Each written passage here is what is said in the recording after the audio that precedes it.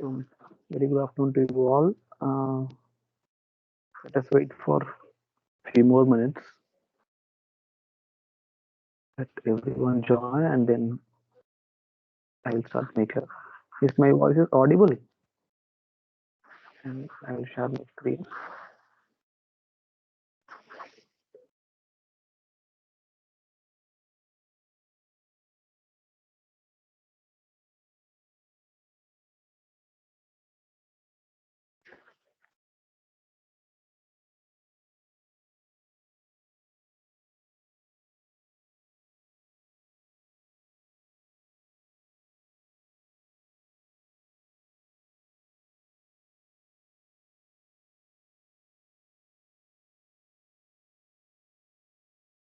So the voice is clear, and you can see the PPT as well. Yes, sir. Okay, thank you.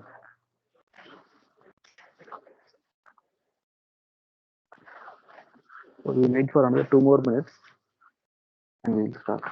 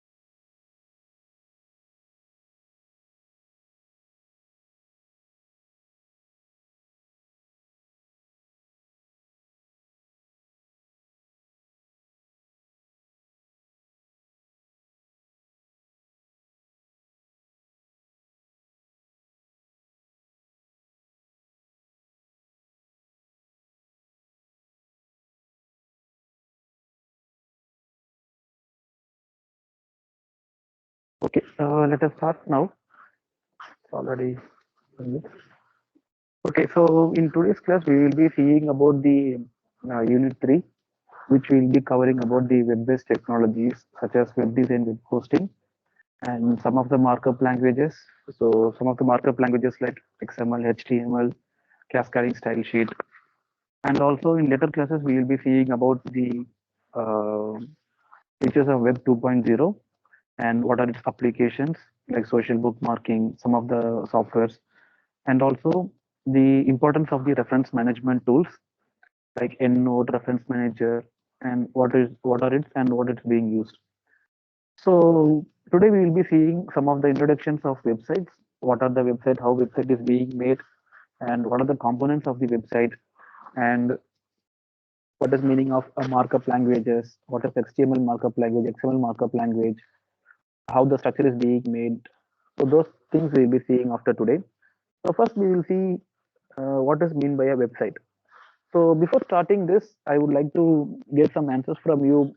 Basically, what does a website and what does a website contain? I would like to get some of the answers from you as well. What is a website and what are the components inside a website is? Can any of you please explain what is a website and what are the components in website, or what you could be able to find inside a website?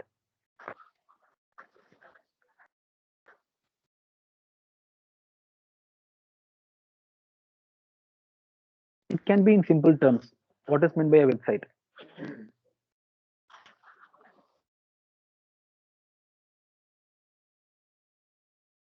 Anyone of you? Okay. So basically, website is nothing but it is a collection of related web pages. Okay. So the website what you are seeing in this current era, It is nothing but it's a collection of web pages. So collection of web pages, we will call it as website. So inside web pages, what there will be? So in each website there will be collection of web pages, and in each web pages there will be collection of images, videos, text, also other digital assets. Okay, in form of PDF files, PPT files. So those collections are called as web pages, and each collections are called as website. So basically, a website is nothing but which is hosted on at least one web server and which is accessible via a network such as internet or through private LAN through an internet address known as Uniform Resource Locator. So you must be knowing about www.google.com. Okay, so www is nothing but World Wide Web. Google is the organization name. .com is nothing but the commercial. So .com denotes the commercial website. Okay, you must be knowing about www dot which ends in .in. So .in is nothing but India. Okay, and .edu. .edu is nothing but education institutions. Okay, so those are called as domain names. So here in website, usually all the websites are being hosted in a single web server and which can be accessible via network that can be accessed over internet, either through internet or through private LAN. For example, if you are working, if the website is being hosted in a single institution, and if you want to access within that institution, you can use the intranet access. Intranet is nothing but within the organization, and internet is outside the organization or throughout the world. Okay, and how those websites are being accessed is using a uniform resource locator. In short term, we used to term it as URL. Okay, all publicly accessible websites collectively constitute the World Wide Web.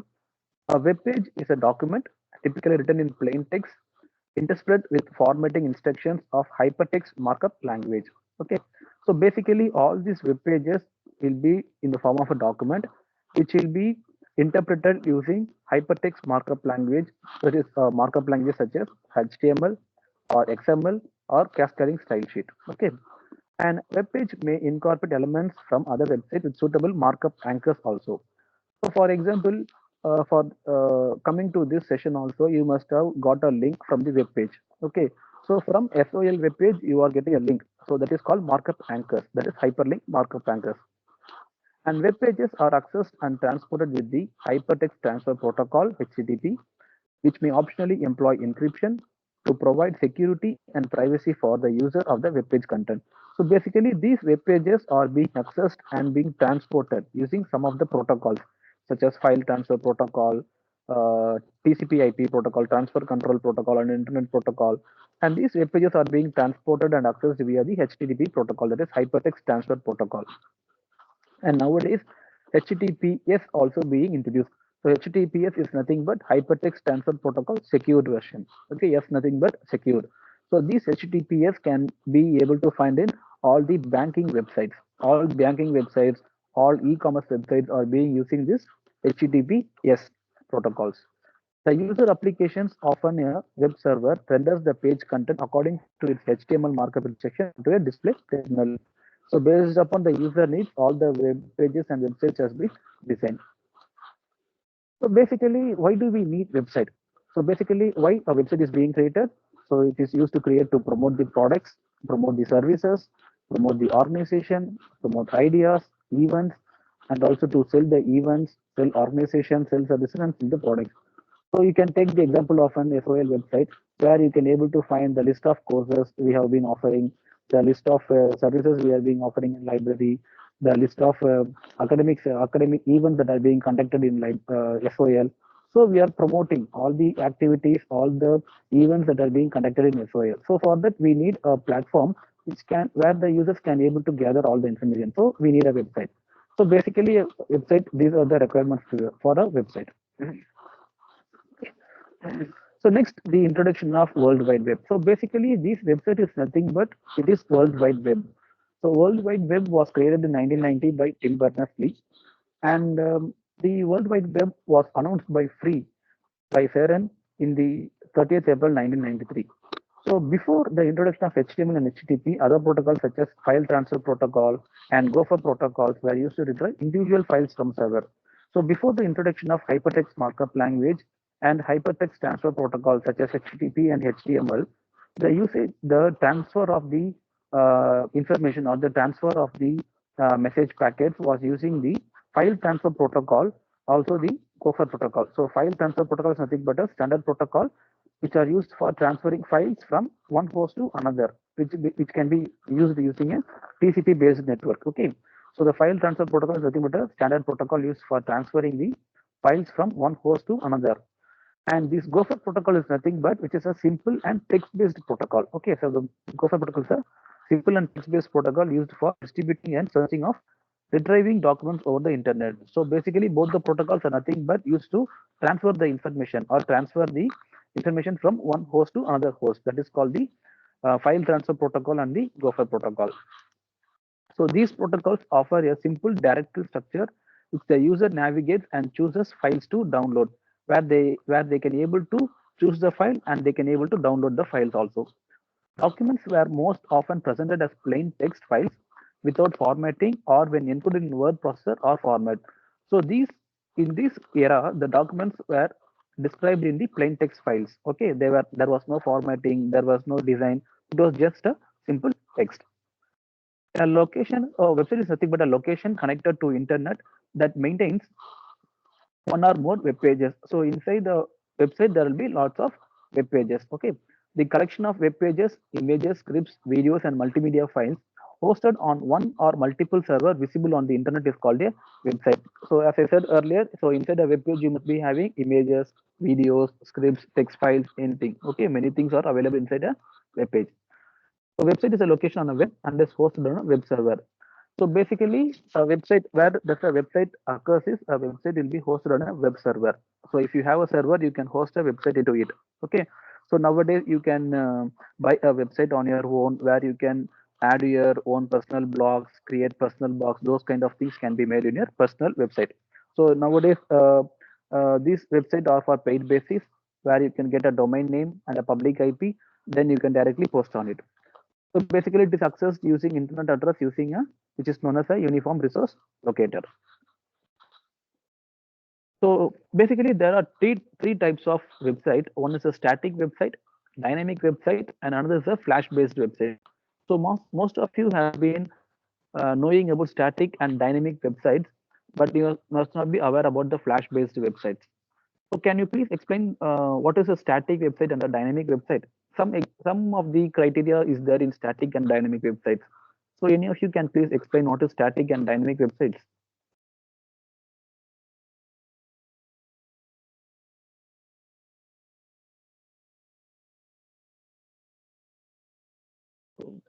Anyone is interested to just explain the static and dynamic website? Okay.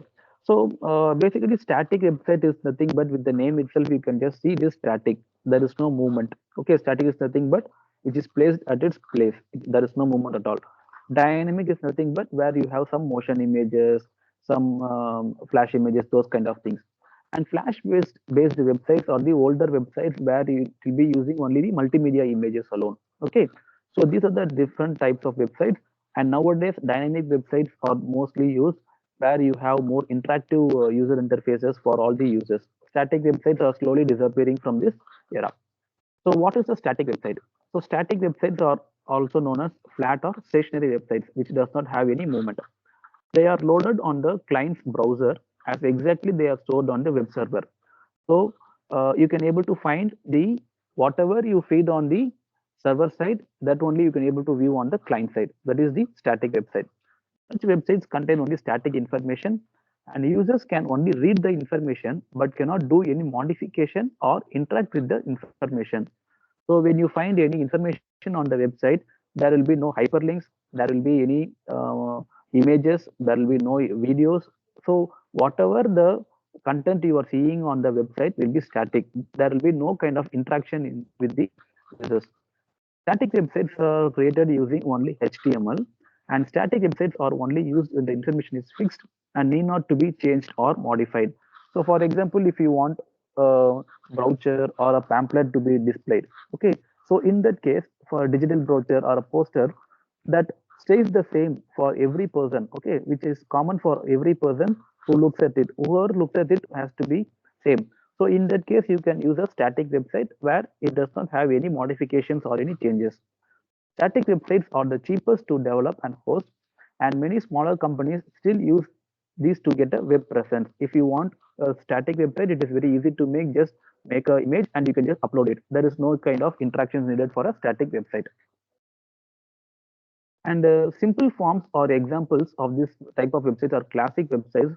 A 5-page website or a browser website are often static website because they present predefined static information to the user. So as I said before, a brochure or a pamphlet can be displayed, which will be static. This may include information about a company and its products and services via text, photos, animations, audio, video, and interactive menus and navigation. So if you want, there will not be any navigation, there will not be any menus, so it will be interactive. Okay, so these are called as static websites. So this is a work procedure of a static website where web browser, that is a client, that is a user, will send a request for a web page, and from that request from the web page, it goes to the web server. So in web server, there are static web pages. Through internet, again, the web page HTML reaches the web browser client. So there is no kind of processing or any modifications will be made from the web server. So directly, the once it receives the request from the client, it sends back the request. This is the workflow of a static website. So next you see what are the advantages and disadvantages of the static website. So the advantages of the static website is it is the fastest and most efficient way to deliver content. So in static website, no need of any multimedia images, no need of any interactive user interfaces. So in that case, it is the fastest and most efficient way to deliver content. It does not require any code to execute or any databases to be accessed, which makes it the most secure way to deliver the content. So there is no any backend code to work on it to really execute the websites or the web pages. So there does not require any database to be accessed. So whatever the images or the static things it has, it directly is going to feed to the user. It uses simple, clean URLs to address the content. So since the web pages and the websites are static, so everything is predefined. There is no of interactive or any dynamic URLs required. It takes best advantage of web caching system, which further boosts performance. It is compatible with every type of web server technology. So there are lots of web server technology and web server protocols. So for all the web server technology and web server protocol, this static website will work. And what are the disadvantages? It must be republished when it changes, or viewers will not see the updates. So when you want to make any changes to the things, you have to republish it. Or if you want to make any modifications, you have to republish it. You have to republish the entire website. So republishing the entire website will take time. So once you republish it, only the changes will get occur. Otherwise, the changes will not get occur for a single portion also. It cannot display differently to different viewers depending on their login status or other factors. Nowadays, you can able to find the interactive websites. You can see the Pregan portal where individual users having individual login credentials. So for each user, the content will vary. So that is not possible in the static websites.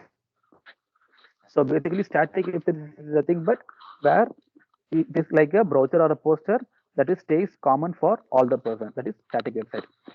And what is a dynamic website? So dynamic website is nothing but a website changes or customize itself frequently and automatically based on certain criteria. Okay. So based upon some of the aspects, the website itself will change or it will customize on its own, or from the server side also we can able to customize it. Okay. Dynamic websites have two type of dynamic activity. So one is code, another one is content. So what is dynamic code and what is dynamic content? So dynamic code is nothing but this refers to the underlying programming logic that generates the web pages dynamically. So when a user requests a web page from a dynamic website, the server executes code to generate the HTML. Okay, so basically this dynamic code is nothing but where the backend programming is working. Okay, so in the backend programming, there will be a dynamic code running all the time, which will make the modifications in the website or in the web page. The dynamic content is nothing but where there is a user interaction content and also an e-commerce website. The example is the e-commerce website where you will be having an user interactions. Also, the content will get changed accordingly to it. So these are the websites. One is dynamic code and another one is the dynamic content. So this is an workflow of a dynamic website where you can able to find the request for a web page. When the request is being received from the web server is processing the request, and there is a PHP interpreter. So what does this PHP interpreter does is it will change the website response based upon the request from the user. So for example, there are multiple users for a website, and based upon the user request, it will give different outputs for the each user. That is called a PHP interpreter. And from this database, MySQL DB is a database server, and from this database, it will give a dynamic page as a result. This is the dynamic website workflow. So this dynamic website shows different information at different point of time. It is possible to change a portion of a web page without loading the entire web page. It has been made possible using this Ajax technology. So the Ajax technology is nothing but is a technology which is using to customize the web pages. So using this technology, you can able to modify the user interface applications of the web pages in this dynamic website. And what are the advantages of dynamic websites? So we know the advantage of the disadvantage of static website is we are not able to modify the page. If we want to make any modifications, we have to reload the entire web page or the website again. So here, the advantage of dynamic website is much more functional website, much easier to update. In case of static website, it is difficult to update. In case of dynamic website, it is much more easier to update. New content brings people back to the site and helps in the search engine optimization also. And the disadvantages is slower and more expensive to develop. So when you incorporate more and more features into a dynamic website, it makes the website to be slower, and also it makes the expensive to be higher in the end. That is the disadvantage of the dynamic website. So we have seen what is a static website and what are its features, the advantage and disadvantage of static website. Also, we have seen what is a dynamic website, the features, advantages, disadvantages. So next, we are be seeing about the Flash website. So what is meant by a Flash website? So Flash websites are special type of websites that do not use HTML at all. So in Flash websites, there will not be use of HTML. Either they are created using special software, and the result is a single file that contains all the individual pages. So all the pages will be put together into a single file that is called as a Flash website. A well-designed Flash website can be impressive, can provide a smooth user experience. The problem with the Flash website is that the search engine robots cannot access it. So here, in case of Flash website is nothing but which contains animations, interactive elements, and multimedia content. Okay, so in Flash websites, you'll be having animations, interactive elements, and multimedia content. And also the one more disadvantages with the Flash website is that it cannot be able to find with the search engines, or robots cannot access it. So most of you know about the search engine optimization, which the search engines like Google, Yahoo, most of the search engines are doing now, search engine optimization, where these Flash websites are difficult to retrieve because it has poor visibility in search engines, which is essentially invisible to search engine optimization, and also the efforts and overall discoverability of the web. So if you want to add any content in the Flash website, and that will be less accessible, or it will be invisible access from the search engine optimization, for example, like Google and Yahoo. So it cannot able to retrieve it. So that is the disadvantages of this Flash websites. So one can build a website is by using WordPress or site build. Site build also is similar like WordPress. So you can able to develop these Flash websites using these online applications.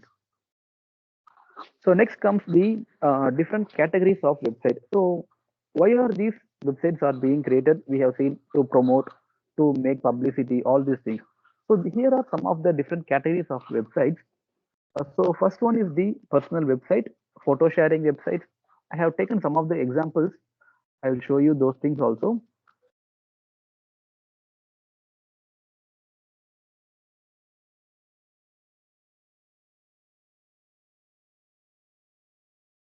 Okay. So is the browser screen visible to you all? I hope, right? Is the browser screen visible? Yes, sir. Okay, thank you. So this is a example of a personal website. Okay, So here you can able to find the details of a particular person, okay, in this personal website. So you can also able to create like this personal websites, and you can also make it publicly visible to others. It is like a blog. Okay, here he has given all the publications by him, the authored articles by him, what are the contents by him. Okay, so this is one of the famous, the John Dio. This is a personal profile. You can also explore it. Okay, and the next website is the photo sharing website. So most of you know about the photo sharing website. I have taken the example of Flickr, where you can able to share your photos like Instagram and Facebook. Okay, and you can make the comments, likes of the others also, like in this Flickr photo sharing website. Next is the writers authors website. Here I have given an example of Stephen King, where he has been examples where he has shown some of them, his publications, the books published, and what are the different upcoming books of the author and different categories. Here you can able to find, this is the website of a author. This is the author website. And community building website, I have given an example of a community building website. Is nothing but um, yes, help, which is a website where you can able to find all the resources pertaining to different uh, uh, different what should I say, um, the different aspects you can able to, for different business you can able to find the connections according to different business associations. And these are different type of website categories here. Okay, so basically these are the different categories of website uh, for which a website is being created.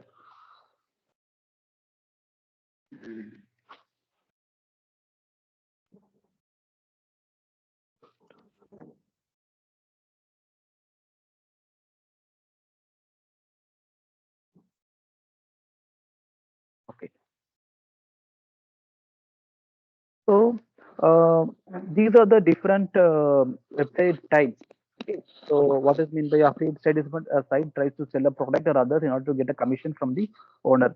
So here I have given different sites, different websites for which a website is being created. So content site, community site, which I have given earlier, and the explanation for it. Dating site, corporate site, classified ad site, where you can able to publish ads. Okay, for different ad categories also you can able to get it from here. So these are the different websites. E-commerce site, for example, Amazon, Flipkart, those are the e-commerce site where you can sell your products online and you can purchase products. And game site, a site allows user to play games online. Information site where you can able to gather information, lots of information from it. Directory website is also available. So these are different types of sites. Okay, so next is what is next we will be seeing about web 1.0 and web 2.0 and web 3.0. Okay, so when you are discussing about websites, we should also see check about what is web, how does this website came into evolution. This website came into evolution with the introduction of web 1.0, web 2.0, web 3.0. Okay, so basically web 1.0 is nothing but it refers to the early version of world wide web, which was entirely made up of web pages connected by hyperlinks. So Web 1.0 is a set of static websites that were not yet providing interactive content. So similarly to the static web pages, this Web 1.0 was introduced, which is does not provide an interactive content. In Web 1.0, applications were also generally proprietary. So all the applications which were used to create this Web 1.0 are proprietary applications. Exactly when 1.0 ends, where the Web 2.0 begins, so, Web 2.0 is characterized by greater user interactivity and collaboration, more pervasive network connectivity, and enhanced communication channels. Technologies used in delivering Web 2.0 are rich web technologies, Adobe Flash, Microsoft Silverlight, JavaScript. So, these are some of the applications which are introduced to develop Web 2.0. So, Web 2.0, Web 1.0 is a static kind of thing, and Web 2.0 is a dynamic and which has user interactivity. So what are the characteristics of Web 2.0? So Tim Berners-Lee, who introduced the World Wide Web, has given some of the characteristics for Web 2.0 is nothing but the ability for visitors to make changes to web pages. So we can able to make change to the web pages to our own. For example, most of you have visited many websites, and for persons who are having visual disability, they can able to contrast the image, they can able to reduce the file size, font size, reduce, maximize the font size, make some color modifications in the website. So those kind of things can able to do here. So also here, this Amazon allows visitor to post product reviews that future visitors will be able to read. So here I have given this Amazon example because once you log in into Amazon website using your catch, using your search options, using your catch, what it does is it going to display the products which you are being preferred, which you have searched earlier, backdated. So those will display those products will be displayed based upon your interest. So that type of modifications has been made in the Web 2.0. Using web pages to link people to other users. Social networking sites like Facebook and MySpace are popular to find each other and keep in touch. Here you can able to find where you can able to link to other pages. For example, here at the SOL website at the bottom website, you can able to find Facebook link, YouTube link, or Twitter link. So we have given link to other social media apps so that you can able to network among yourself. Fast and efficient ways to share content. YouTube is perfect example. So here you can able to share the content in a faster and efficient way. So YouTube, where you can able to record your videos, share your videos, and you can promote yourself on the public domain. New ways to get information.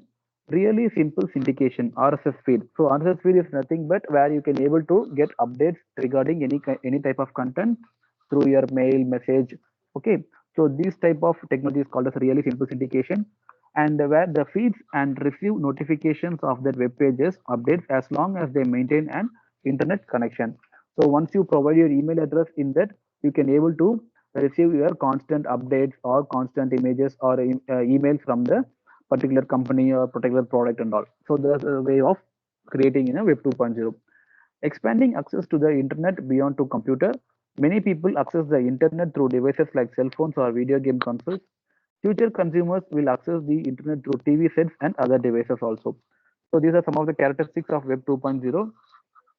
And next comes the elements of Web 2.0. So what are the basic elements in Web 2.0 is nothing but website that enable users to contribute, collaborate, and edit site online. So here where users can able to make some changes in the website, they can able to contribute, they can able to collaborate, and they can able to edit the site content. For example, if you take Wikipedia, so Wikipedia is one of the oldest and best known wiki-based sites where users n number of users or the unknown users can able to add the content, they can able to edit the content, existing content, and they can able to modify the content. So these kind of options are available in Web 2.0. The increasing prevalence of software such as services, web apps, and cloud computing rather than locally installed program and services. So this means that nothing but need not the website should not be required situated in a local server alone. It can be located in a cloud computing also. So using this cloud computing technology also, you can able to access the websites. Mobile computing, the trend is enabled by the proliferation of smartphones, tablets, and other mobile devices in conjunction with readily accessible Wi-Fi networks. So introduction of this mobile networking also using this mobile computing, you can able to make many modifications in the websites and web pages of this Web 2.0. Social networking. Social networking sites include Facebook, Twitter, LinkedIn, and Google Plus, where you can able to connect among your friends and other communicating peers also. And in collaborative, so these collaborative efforts based on the ability to reach large number of participants and their collective resource such as crowdsourcing and crowdfunding. So this crowdsourcing and crowdfunding is nothing but how do you make a network of connections among your participants, that is called as crowdsourcing and crowdfunding. And then the user generated content, writing, images, audio and video content among other possibilities made freely available online by the individuals who create it. So another example for it is Wikipedia, where it is free of cost, where you can able to make any modification, you can add images, text, tables, charts, you can add, and also you can able to rewrite the content, modify the content, edit the content according to your own. And social curation, the collaborative sharing of content organized around one or more particular themes or topic.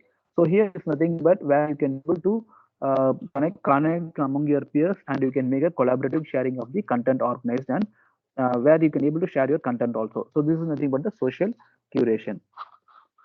And next comes the Web 3.0. So according to Tim Orley, so Tim Orley is nothing but he's a technology industry person, where he contributed mostly in the field of computer programming and publishing. Tim Morley is a technology-oriented person, and he contributed more in the field of programming and publishing, where he stated Web 3.0 as a connective intelligence and connecting data, concepts, applications, and ultimately people. Where he says that it is full of ICT-oriented applications, where it used to connect the data, connect the application concepts, and also ultimately the people who are using it. So Web 3.0 might be defined as the third generation of the web, enabled by the convergence of several key emerging technologies and trends, namely unambiguous connectivity, broadband adoption, mobile internet access, mobile devices. So now we are in the age of 5G technology, where we have unlimited broadband technologies, where connectivity is not a problem. Network computing, software as a service business model, web services interoperability, distributed computing for person to person, grid computing, hosted cloud computing also. So here network computing is a model where the web services interoperability. Interoperability is nothing but where the softwares can work in multiple operating system and in multiple devices. That is interoperability. And distributed computing and cloud computing. So distributed computing is nothing but where the database servers are existing, and cloud computing is nothing but where you have all the softwares and all the technologies in cloud, and including the databases. Open technologies, open APIs and protocols, open data format, open source software platforms, open data, that is Creative Commons and open data license. Open technologies in the sense nowadays most of these softwares are open source softwares, and nowadays most of the APIs, applet programming interfaces, where you can able to access the different data like Facebook data, Twitter data, many social bookmarking sites data using these open APIs and protocols also. And also there is a term called Creative Commons licensing and open data licensing, where you have to make sure you have make sure all you're supporting all the Creative Commons licensing and the licensing part of that technologies. And also the inclusion of the intelligent web, where the semantic web technologies, that is resource description framework and semantic application platforms, also incorporate distributed databases, as I said earlier, with the databases, wide area distributed database, interoperability enabled by semantic web technologies, and the intelligent applications such as natural language processing, machine learning, machine reasoning, autonomous agents. So this web 3.0 had already started in our era, where we have the semantic web technologies, and also we have this intelligent applications like ChatGPT and other AI introduced response queries answering system as well. So these are the different types of Web 3.0 applications. So we have seen Web 1.0, which is a static web, which is introduction of static websites, and which most of the Web 1.0 applications are generally proprietary software. In Web 2.0, where we have the user interactivity and dynamic web pages, and mostly these Web 2.0 applications are using this Adobe Flash, Microsoft Silverlight, and JavaScript. And some of the characteristics of Web 2.0, which was explained by Tim Berners-Lee, is nothing but where the users can able to modify the content, users can able to link the web pages, and fast and efficient way to share the content, and new ways to get information, especially using this technology called RSS, that is really simple syndication.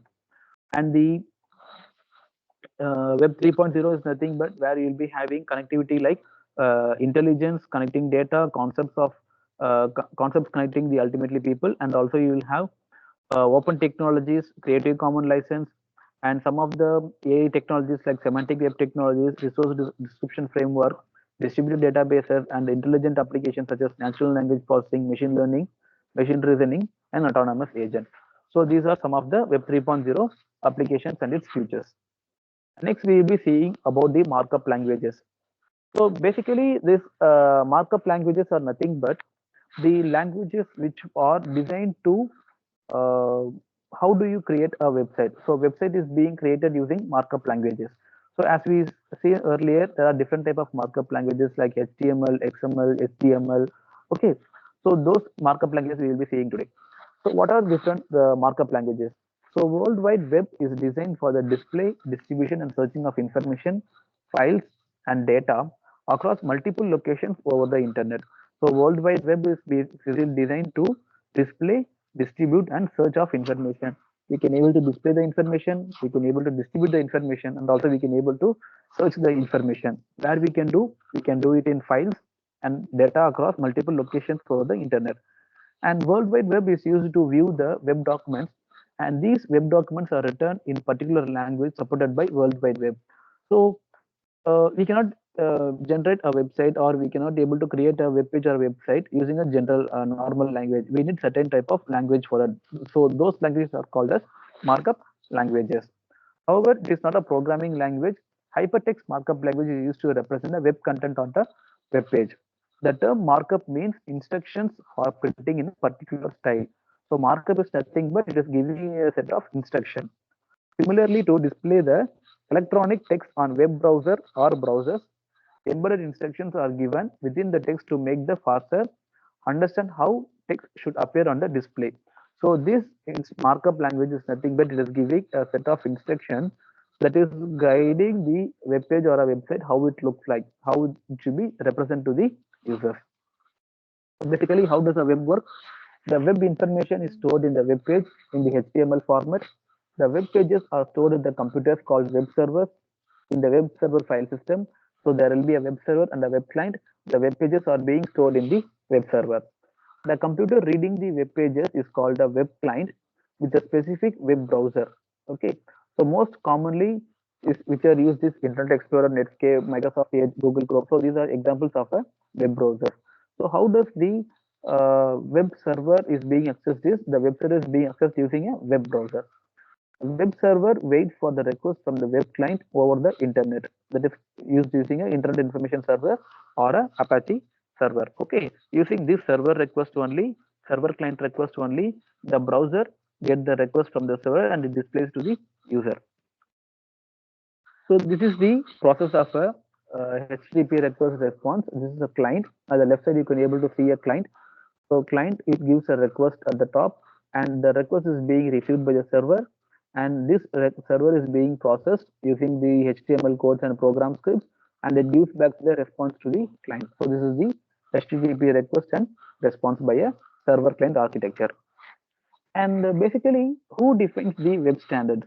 So we have different web standards and we have different markup languages. So basically, who take care of this web markup language is nothing but World Wide Web Consortium. So this World Wide Web Consortium is nothing but is a international community. So this World Wide Web is an international community where the member organizations and also the public staff work together to where they develop a web standard and guidelines to ensure the long-term growth of the World Wide Web. So they will make sure the World Wide Web is for a longer time, and they develop certain web standards and guidelines which make sure this World Wide Web is going for a long amount of time. Okay, so that is the main use of World Wide Web Consortium, and it is the main motto. So some of the specifications formed from the web standards are HTML, hypertext markup language, CSS is cascading style sheet, XML is extensible markup language, and XHTML is extensible hypertext markup language. So what does this W3C World Wide Web Consortium does is universal access to make the web accessible to all by promoting technologies that take into account the vast differences in culture, language, education, ability, material resource, and physical limitation of users on all continents. So what does is this gives is universal access to all the users, irrespective of the culture, language, education, ability. So irrespective of the geographical location, irrespective of the culture, language, it gives all the technologies a universal access. Semantic web to develop a software environment that permits each user to make the best use of resources available on the web. So the semantic web, what it does, it develops a software environment that permits each user to make the best user of the resources available on the web. So whatever the resources are available on the web, it makes sure all the users are making use of it. Web of trust to guide the web development with careful consideration for the novel legal, commercial, and social issues raised by this technology. So, whatever may be the technology, there are some concerns with the legal issues, and those kind of legal issues are being addressed by the World Wide Web Consortium. So, next comes the history of the markup languages. So, introduction of in introduction of the generalized markup language was in the year 1970. So they introduced the heading tags, that is colon H1, which is called as header tags. And from 1980s, they introduced the SGML, standardized general markup language, and also the HTML, hypertext markup language. And currently, we are in the phase where we are using the XML, that is extensible markup language. And this XML was not intended to replace HTML. Okay, so it is not introduced to replace HTML. Neither it was to provide better data description. Okay, so HTML was developed to provide better data description. And the markup languages are designed for the processing, definition, and presentation of text. So these markup languages are designed for processing, definition, presentation. How do you present the text as well? Language specifies code for formatting both the layout and style within a text file. The code used to specify the formatting are called tags. HTML is an example of a widely known and used markup languages. So most of us know about the markup languages, and HTML is being widely used. And the comments, whatever we specify in HTML, XML, we use to term it as tags. And some of the elements for the markup languages are nothing but structural element, descriptive element, presentational element, and referential element.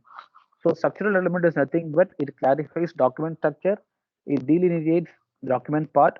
So there must be a proper structure for the markup elements. Descriptive is nothing but it is indicative and facilitates information retrieval. So it is mainly used to retrieve information. And presentational presents information in nice format, helps human readability. So presentational element is nothing but it is used to display the content in a more presentational way. Referential, that is to provide hyperlinks, provide hypertext links and launch applications. So when you click on a link, it will navigate to some other page or some other link where you can able to use the hypertext links. So this is the first one, that is the structural markup. So here you can able to find, I have used XML language where the opening of the angular bracket and there should be a closing of angular bracket, and within that I have given as heading. So heading is nothing but where it is mentioned as March 1, 2024 is nothing but the heading according to this program. And whenever there is a heading element, there should be a closing tag also. Okay. So closing tag is nothing but which has a slash, backslash heading. So first heading is the opening tag and backslash heading is the closing tag.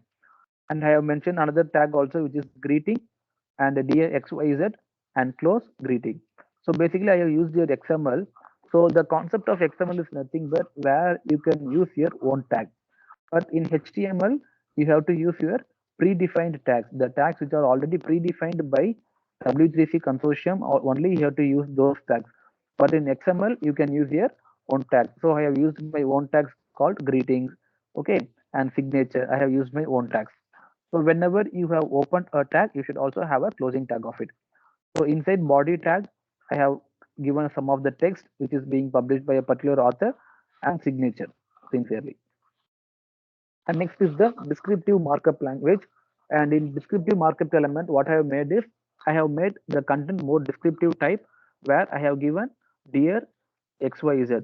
The person name of the person is XYZ. I have given that tag also. Open tag of person and slash person the ending tag. And the content also I have made into two content. One is book and book tag, and another one is a event tag. Okay. So I have also made this content into two types. One is book and another one is event. In presentational markup language, what I have made is I have made this right justify. Instead of making it to left content, I made it to right justify. Here you can find the left one. Here you can find I have made just date March 1, 2024. But here I have made it to right justify as September 1, 2000, where it will give justify with right. I have opened right justify and I closed with black slash right justify. And also for bold, Professor Stein, I have given an underline. So I would like to tell you how much I enjoy reading a new text will be of underline and also slash underline. Okay. So these are presentation markup elements. And relational elements are nothing but where it will be used to relate to or give a link to some other web page or some other link. So a hyphen, that is a space href. So a space href is nothing but, so that is a code or tag for giving hyperlink text, equal to within double quotes you have to give the URL of the particular link. So once you give this and run the code, it will create a blue color text. So using, if you click on that link, it will give a hyperlink to the URL what you mentioned here. So this is the relational markup element. So this is the general markup elements which are being used in the markup languages. So now comes the generalized markup language which was introduced first. So this GML was introduced in the year 1967. William Titnifil has spoken about this GML in a printing office in a government Canadian institute. So following this only, this generalized markup language was introduced. So these are some introduction and some history about it. In this GML structure, you can able to find all these. There will be a full hierarchy. Okay, for example, if you take of a title, you can able to find at the right side picture, you can able to find title, what is the full title and what is the short title, the author name and the association, publication. So with respect to publication, I have given publisher, year, location, ISBN. Okay, so there will be a proper structure in generalized markup language. And this generalized markup language, so these are different evolution of this generalized markup language in various years. So this structured generalized markup language aims to give a general structure for other markup languages. So since this structured generalized markup language was introduced first, this was giving the general structure for other markup languages which was introduced later. So basically it was meant to preserve the structure of a document. And if HTML is so good, why doesn't anyone use it? So, what are the disadvantages in HTML is nothing but HTML is a meta language. So, what does a meta language is nothing but? Meta language is nothing but that is used to describe other languages. So, this is the prior language which can be used as a base language. Using this only, we are defining the other languages. And writing the document type definition is a complex programming. So document type definition is nothing but is a set of markup declarations. So those are called as markup declaration, which defines the structure and elements and also the attributes allowed inside a XML or the SGML. Okay, so document type definition is nothing but where we want to add some of the markup declaration which will define the structure, how the structure will look like, how the elements and attributes are being defined inside this XML or SGML markup languages. And this markup text is hard to read, and document style semantics and specification language adds to complexity. When you take off this SGML, where you will be having it is the document style semantics and specification language. So this is nothing but this is a standard, and this is a standard for specifying the presentation style of structured document. Basically, it is also used to make the presentation style of a structured document. This DSSL, okay, document style semantics and specification language is basically a standard for specifying the presentation style of a structured document. Okay, and next is the hypertext markup language. So first one was the GML generalized markup language and SGML standard generalized markup language, and next comes the HTML, which is the hypertext markup language. So hypertext markup language is a structured markup language that is used to create web pages. So basically, as I said, given example earlier, so elements in HTML consist of a alphanumeric tokens within angular brackets such as open angular bracket B and close angular bracket, open angular bracket HTML and close angular bracket, open angular bracket body and close angular bracket, etc. Element names are not case sensitive. Okay, so when you are speaking about HTML, it is not case sensitive.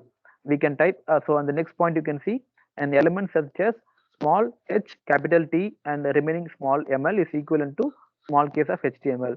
So either it is in uppercase or it is in lowercase, it doesn't matter in HTML programming. It is not case sensitive.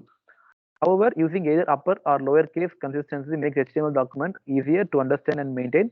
Element names cannot contain spaces, so there should not be any spaces between the element names. Most elements consist of add tag, a start tag, and an end tag. For example, angular bracket B is a start tag and slash B is the end tag. So B is nothing but bold. So where you can able to find, you should start with the angular bracket B and you should start with the slash B. Angular bracket B mentioned the start of a tag and slash B is nothing but end of the tag. The end tag is similar to the start tag with the backslash, except that the symbol is preceded by a forward slash and elements instruction applies to whatever content is contained between its start tag and the end tag. And next is the features of HTML. So what are the basic features of HTML is nothing but HTML is a content-based or structured markup language where the codes describe what the content of a document are.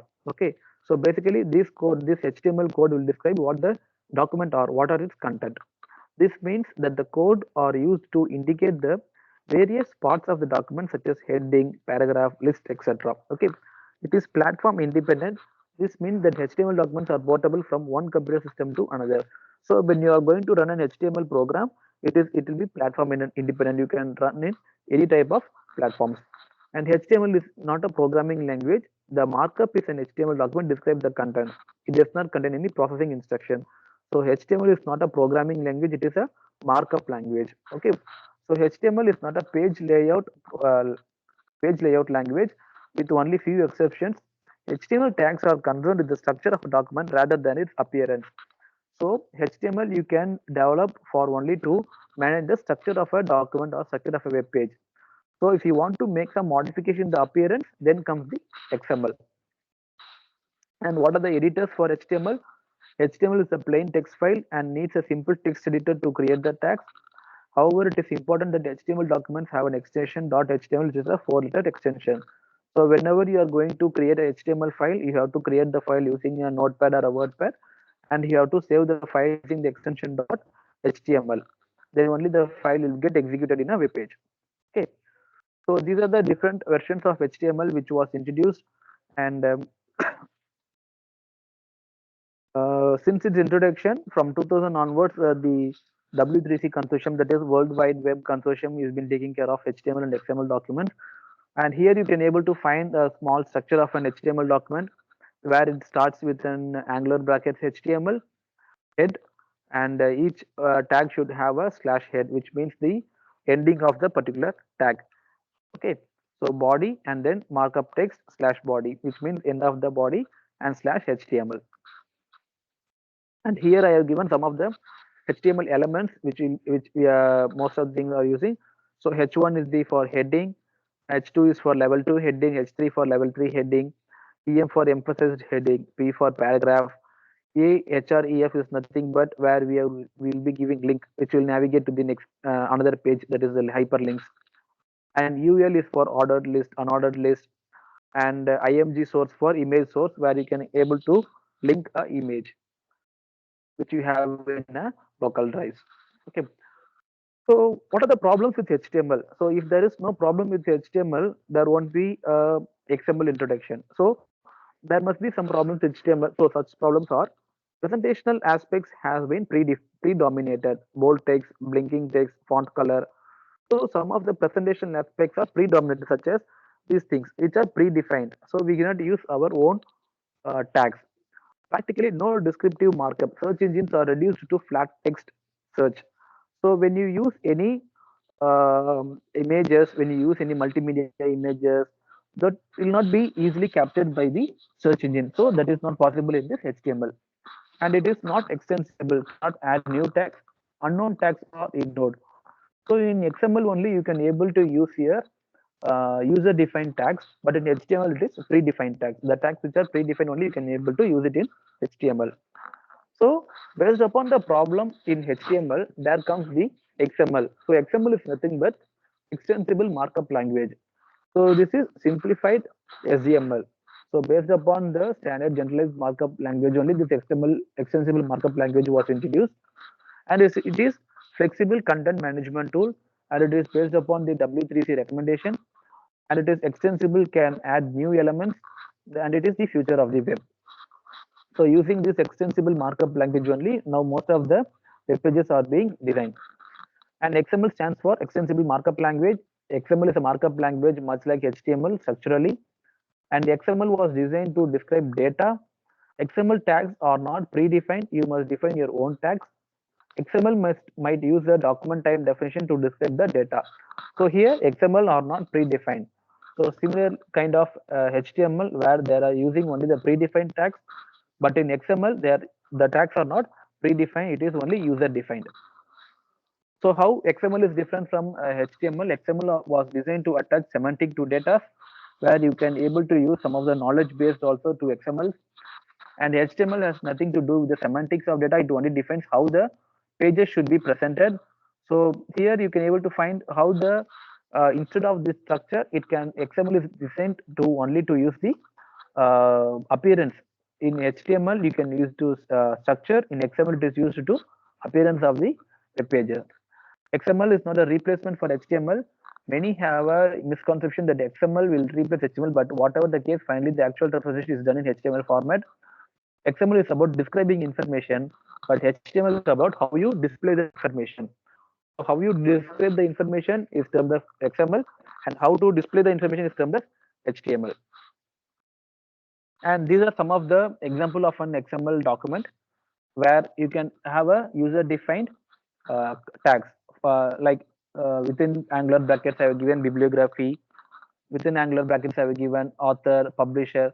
So these are some of the user-defined tags. And here I have given some more markup languages like vector graphics markup language, speech synthesis markup languages, directory services markup languages, signed document markup language, bioinformatics sequence markup language. These are some other markup languages which are in this current era, which are being widely used and less used also. So I have given some of the examples of the other markup languages. Okay. So next is the scripting language. So we will finish up to this for today. So today we have seen, um, starting from websites. Okay, starting from websites, we have seen what is a website and why do we actually need a website. So website is usually basically used to promote products, services, organization. And we have seen what is meant by World Wide Web, who introduced it, and what is a uniform resource locator URL. And also we have seen what are the different types of website, like static website, dynamic website, and flash-based website. So static website is nothing but where you don't have any motion images or pictures, it will be static. So as it is in the server, the user will be seeing it.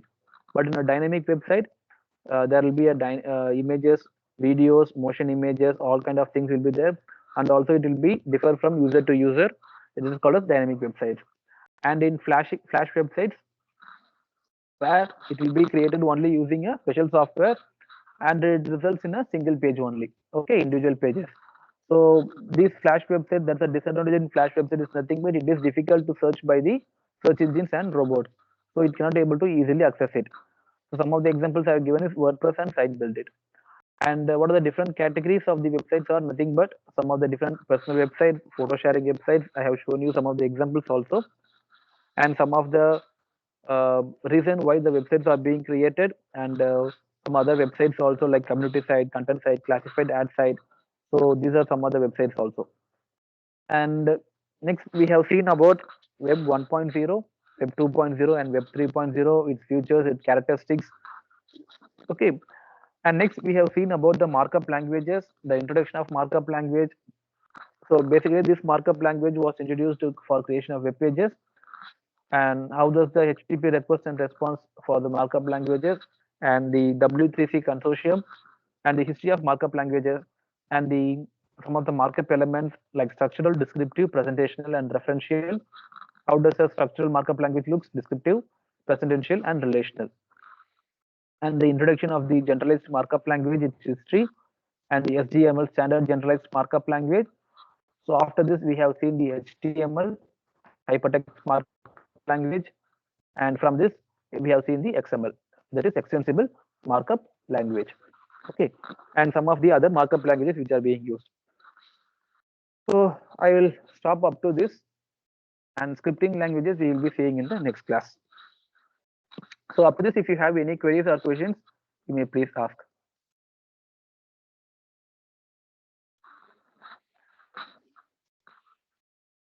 So do you have any queries or any questions up to the websites, markup languages, web 1.0, 2.0, 3.0? Sir, Naveen, I have a question. Yes, sir. Yes, sir. Sir, you said in XML format. You have, typed there and actually, elements of Yes, yes, headings and, close elements. yes. So if we are that format, we should be saved in the file extension of XML or within the HTML, we have to save a .xml. So the file format will be .html, sir. Okay. The file format will be .html, but the commands or the tags what you are mentioning inside the word processor will be in XML format.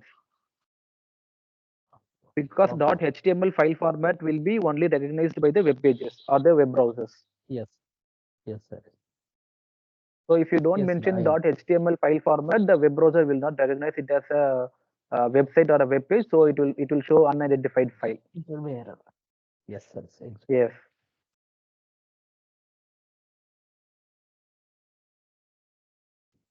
Thank you, sir. Okay.